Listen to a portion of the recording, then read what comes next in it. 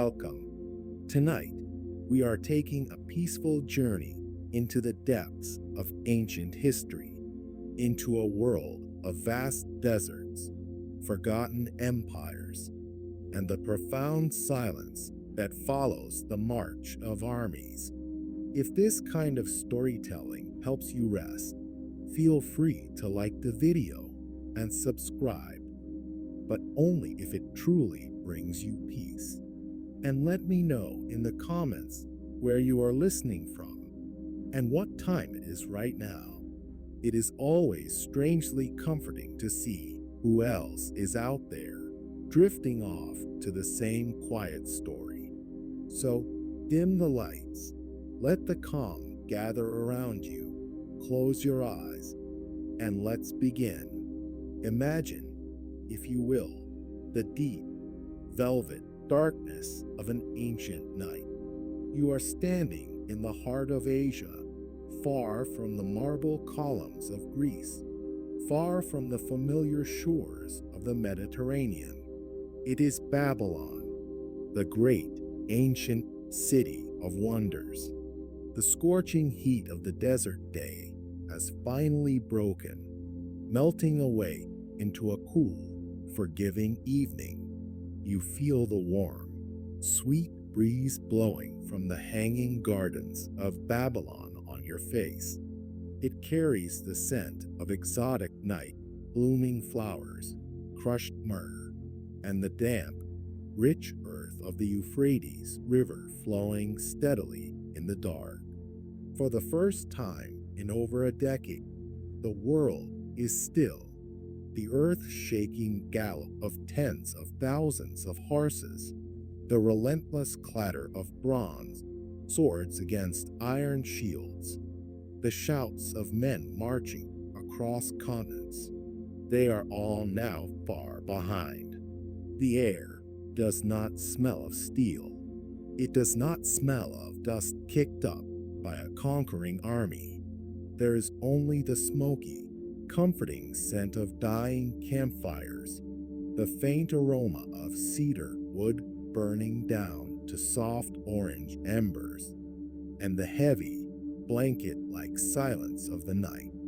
It is the kind of silence that rings in your ears after years of deafening noise, the kind of stillness that feels almost heavier than armor. In the center of this sprawling, silent encampment stands a pavilion. It is vast, woven from the finest Persian silks, rippling ever so slightly in that gentle Babylonian breeze. Inside that dimly lit tent, sitting under the trembling light of a single candle, you see the man, Alexander the Great, this invincible commander, this king who marched endlessly to the very edge of the known world, who faced war elephants in India, who crossed the Hindu Kush mountains through blinding snow, who unraveled empires and birthed new cities in the dust, is right now just a tired man. Strip away the titles, strip away the golden armor, the crown of Macedon, the claims of divine blood.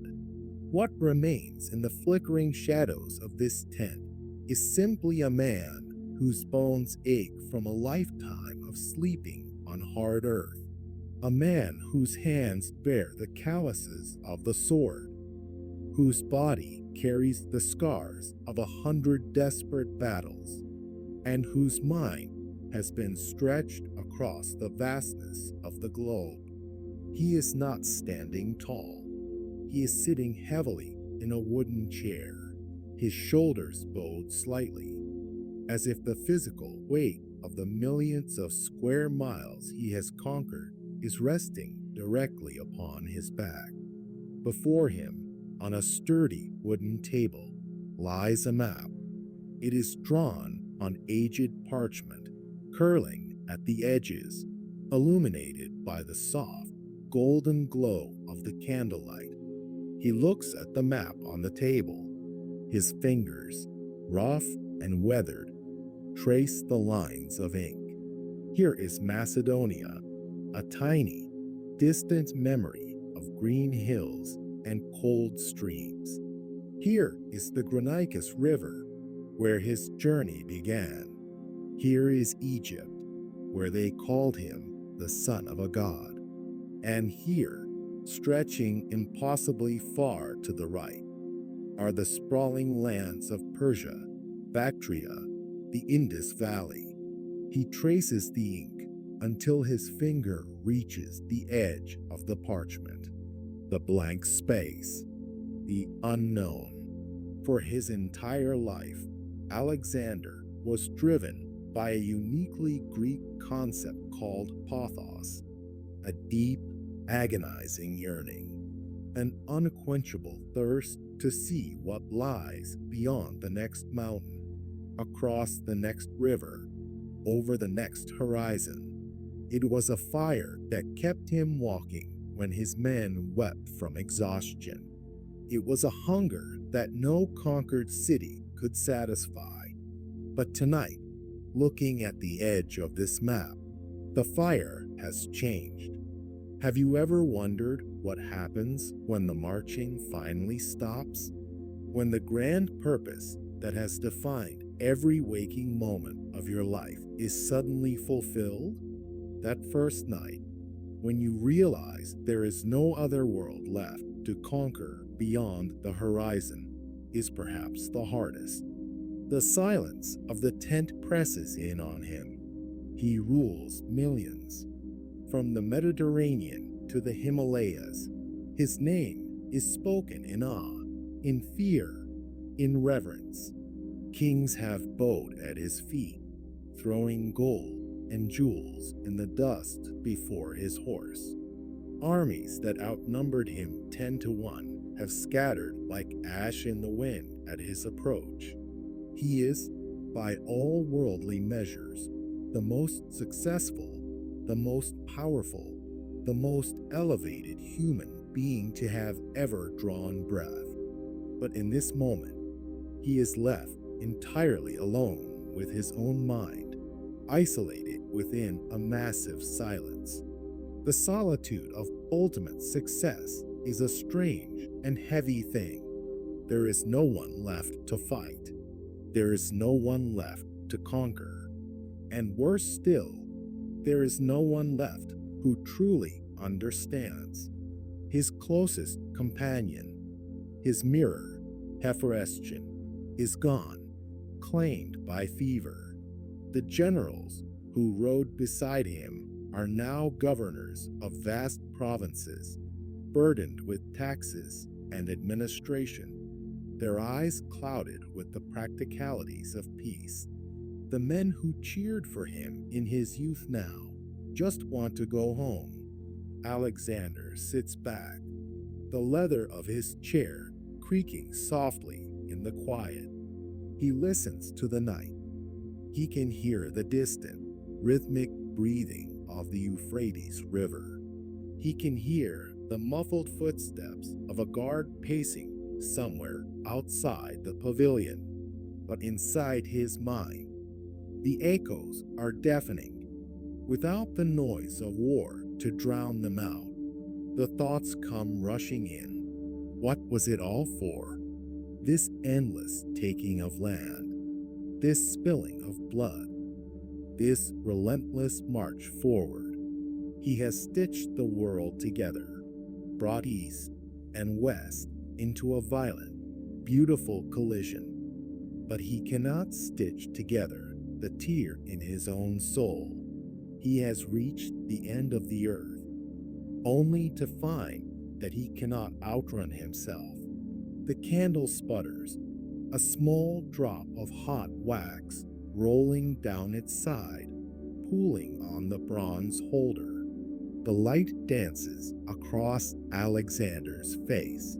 He is not old in years, barely past his 30th winter, but his eyes carry the exhaustion of centuries. They are the eyes of a man who has seen too much, taken too much, burned too brightly. The Greeks believed that the gods punished those who reached too high, those who dared to touch the sun. They called it hubris. But perhaps the true punishment of the gods is not lightning or ruin. Perhaps the true punishment is simply giving a man exactly what he wants and leaving him to sit with it in the dark. He reaches out and gently rolls the map, the parchment whispering against the wood.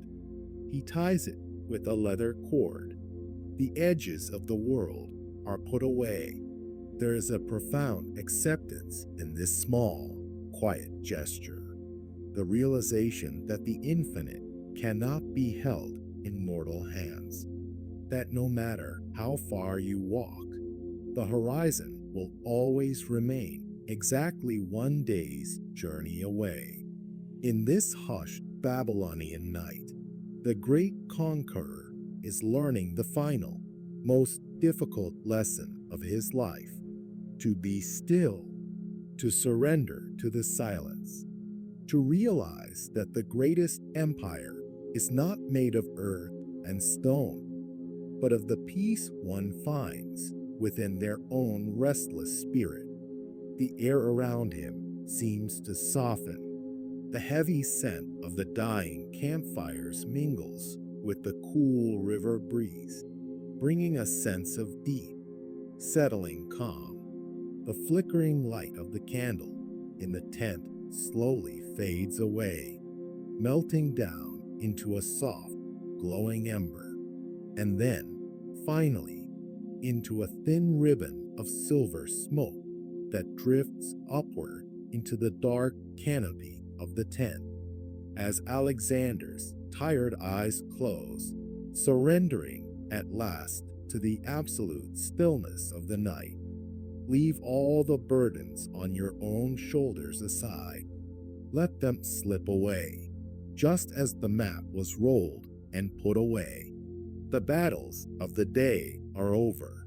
The endless marching of your own thoughts can cease. You do not need to conquer tomorrow right now. You do not need to look beyond the horizon. Allow your mind to rest in this quiet space.